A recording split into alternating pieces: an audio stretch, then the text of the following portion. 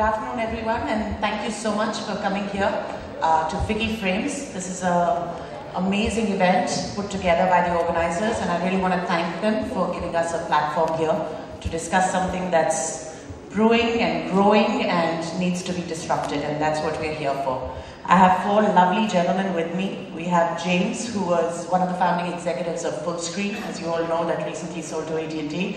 And auto and everything, but we'll hear more about his learnings about the digital landscape, how they have evolved and where they're going. We have Paolo Augustamelli from Tata Sky here, who in the last 10 years has sort of changed the environment for all of you to get content that you did not have access to and in windows that you didn't have. So we're going to talk about where they're going and how we can all learn from their strategy. We have Eric Pence, who was the founder of Inception Digital, which is the technology company that makes the content available on digital platforms.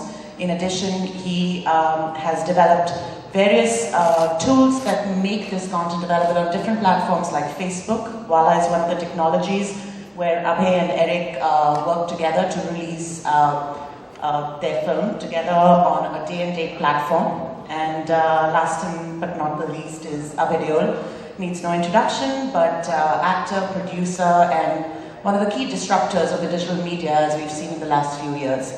So with that, I'm going to actually hand over the mic, starting with James, to talk a little bit about what their key learnings, insights, trends that they've seen in the last 5 to 7 years since we started hearing this word digital, what it really means, where it's come to, and let's keep it till this date, and then we'll go back around and discuss where you think this is going from here. Hear me? Yeah? So folks that don't know what Fullscreen is, of doing something new. People call it rebellious. I just call it ahead of the game. What you did with 1x2 was taking a huge risk. How did it pay out, and why did you even think about participating in something at that point, which seemed like something that people didn't even understand what was going on? Well, I knew that I wasn't getting distribution problem, so it made sense. Piracy is a huge issue, even with the NRI community. When I speak to them, they're like, "Well, the cinema's 3 hours away, so I'm going to go buy a DVD. But if I have access to it on my computer, I won't buy that DVD. I'm happy paying the $4 or $5 and watching that." So here was a chance. I didn't have to stress my studio out into a theatrical release anywhere outside of India. I could have just provided them with that content on my platform. So why would I stop that? And I recognize the fact that technology is changing and it has an impact on the way you create content and what content you create. And it's a godsend. I mean, I've always had sort of fight the formula, so to speak. But I don't have anything against the formula, but my thing was, why can't we also make content that doesn't conform to the formula? And so it's very hard to get access, whether it be satellite or just numbers in theaters. It's just so hard because the traditional forms and models are like that one. Digital helps me bypass that. That's great. That actually brings me to a nice little segue. All these, kind of popular buzzwords. People still love great content. They love movies. They love well-produced, well-written TV shows. They happen to also love these digital creators as well, and they fit an interesting slot in their life. And what's changed is how that content gets distributed and monetized and delivered to them. In the US, which is much different than the Indian market, you have a problem where, a cable subscription costs about $140, because you're paying for 500 channels. And so, there's a huge gap between that and, say, Netflix. Now here, that gap is not as large between cable and satellite and, a paid OTT app. So it's not so much the price point that's the issue. It's more of, getting it to the consumer in the way they want, at the time they want it.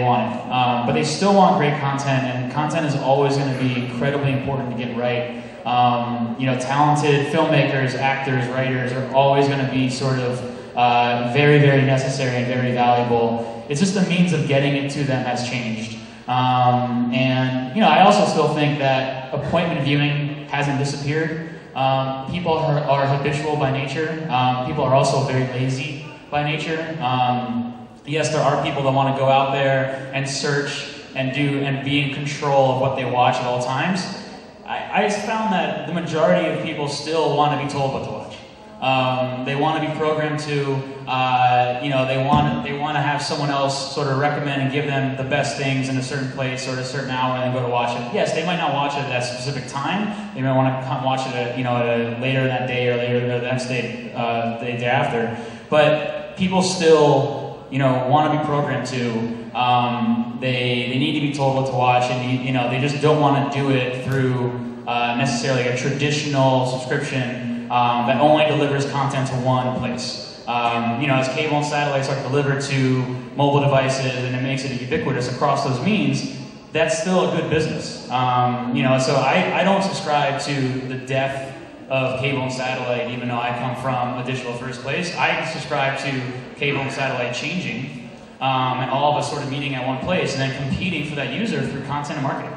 That to me is where we end up. Paolo, when you talk about the next steps, just let us understand where you stand with digital as a traditional platform, and do you see it as a threat or do you see it as the new best friend?